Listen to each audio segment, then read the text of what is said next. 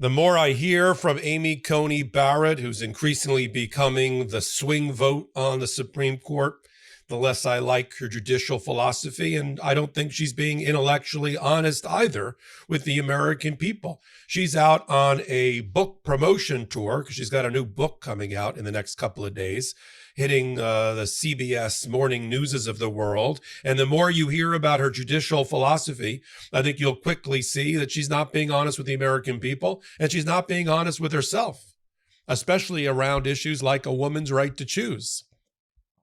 On one hand, she says that it is a fundamental privacy right for people to control their own bodies and reproductive health.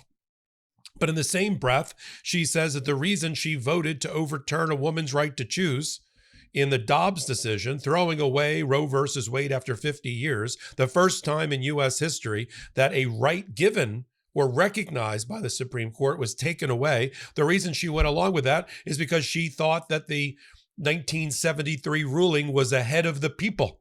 It was too far in front of the people's values. And she says that's something that needs to be respected, that it was an example of raw judicial power. But how does she explain that when she voted for the Dobbs decision, ripping away a woman's right to choose, more than 60% of America believed that that was a fundamental right of a woman to choose whether to carry a child to term?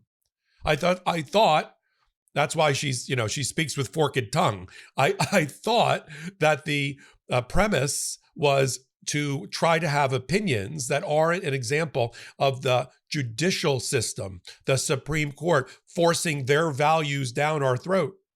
But when the supremely Catholic Amy Coney Barrett with 8 children looks the camera in the eye and says, while I'm for fundamental rights, I believe that we shouldn't have opinions that outpace American values. The American values are in support of abortion. American values are overwhelmingly in support of gay marriage, yet that is on the chopping block with this United States Supreme Court with Amy Coney Barrett in the lead. You might as well call it the Amy Coney Barrett Court at this rate. I'm Michael Popak.